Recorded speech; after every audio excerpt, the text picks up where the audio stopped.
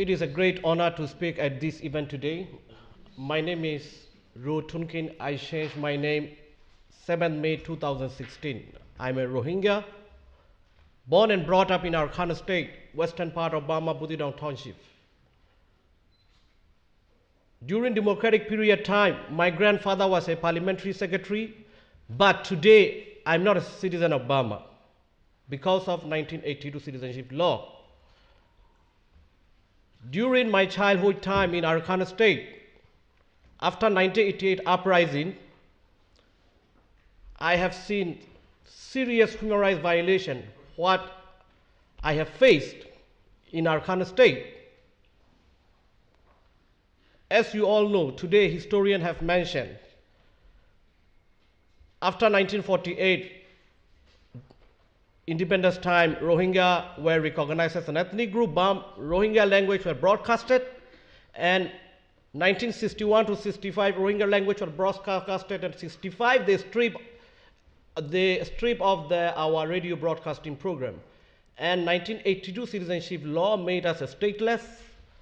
And after that, I have seen what situation, because I passed those situations. I was not born. During my childhood time, I faced restriction of movement. For example, in Buthidaung Township, I couldn't go to the Maungdaw. We need to get a pass. It takes 2 to 3 days. We couldn't go to the Sitwe.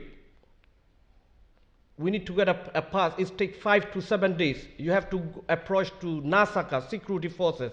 You have to provide a big bribe. For example, even though our senior brothers are educated in professional studies in Rangoon Institute of Technology and Medical, we couldn't go to the university. Our lands were confiscated by Burmese military. They kept under of military, and non-Buddhist settlers brought, and we have to provide them food and others. And finally, what happened? We flee from the country to neighboring Bangladesh. And what happened next? After 2010 election, many people, international community have expected some reforms will come to Burma. But 2011 anti-Rohingya campaign were stronger. Every towns in Arakan State, Sitwe, Buthidaung, Maungdaw, in Rangoon also, anti-Rohingya seminars were held by the and extremist groups. But President Thein Sein government allowed, and as a result of that, we faced violence in 2012. 140,000 Rohingya become IDPs, and 8 were restricted, and new apartheid system introduced. And what's happened? In 2014, we face again Dushidadan massacre. And after the massacre, MSF have spoke out the truth, and MSF were kicked out. 8 groups were kicked out in March 13, 2014.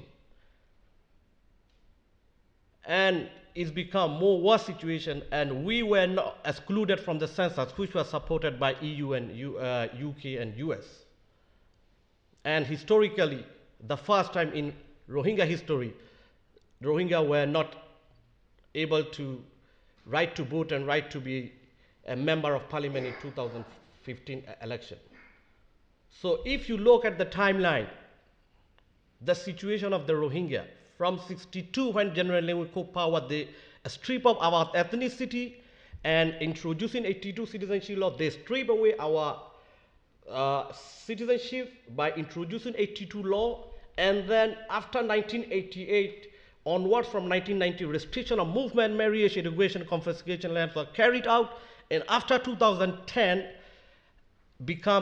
creates popular violence and burning down our houses, and they push us to the camps, and then they block the aid to our people, and the people become the people are facing genocide, I should say, because this is the system, the finalized.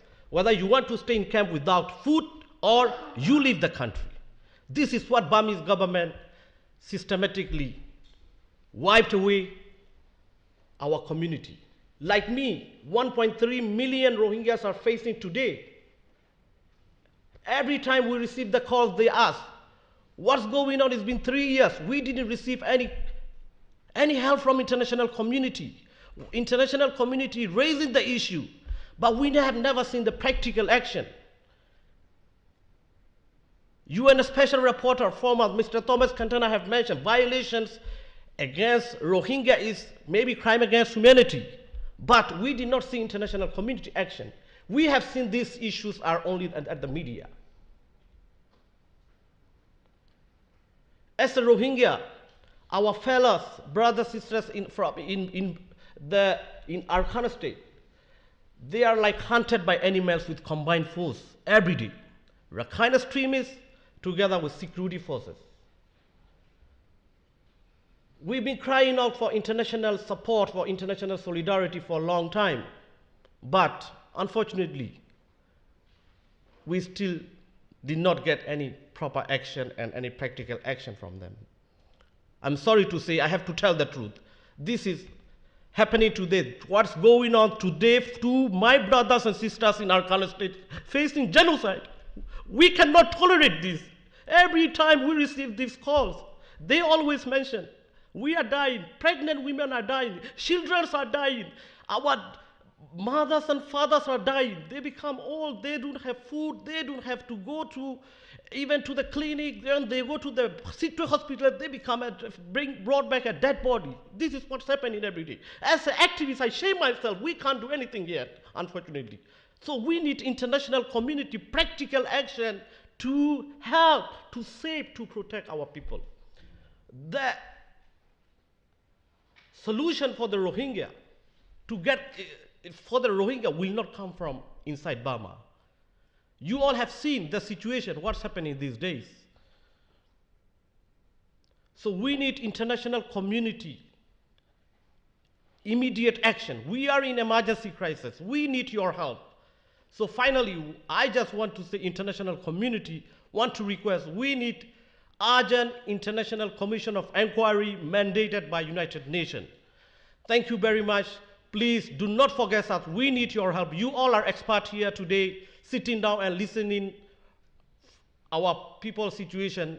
So you care about our situation. You are the people who can save us, who can help us. Please raise for Rohingya people of Burma. Thank you so much.